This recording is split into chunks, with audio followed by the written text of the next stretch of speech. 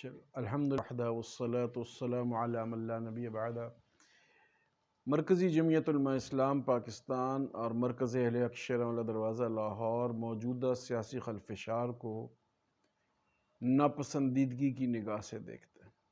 ہمارے نزدیک آئین پاکستان نے وزیر اعظم کو اور ان کی کابینہ کو 5 سال حکمرانی کا حق دیا۔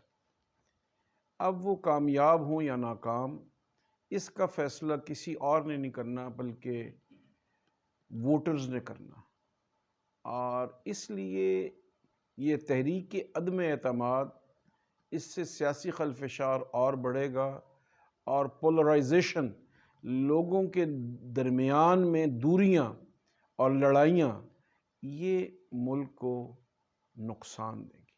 اس لیے ہم یہ سمجھتے ہیں کہ تحریک عدم اعتماد لانے کا یہ وقت نہیں، یہ طریقہ نہیں، یہ انداز نہیں۔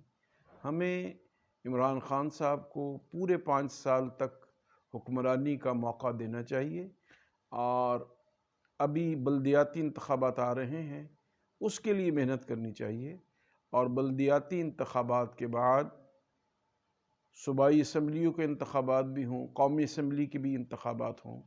اگر جنرل الیکشنز فوراً ہو گئے تو بلدیاتی انتخابات پیچھے چلے جائیں گے، اور بلدیاتی اداروں کے نہ ہونے سے جو حلقوں میں، محلوں میں، دیہاتوں میں کام ہونے ہیں وہ نہیں ہو سکیں گے، اور اس کے نتیجے میں سیاسی رشوت بڑھے گی اور اسمبلیوں کے ریٹ بڑھیں گے۔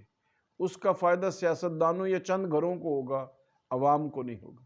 اس لیے ہماری یہ دیانتدارانہ رائے ہے کہ جو لوگ اس وقت تحریک عدم اعتماد لا رہے ہیں، وہ اصل میں اپنے عمل کے اوپر عدم اعتماد کر رہے ہیں۔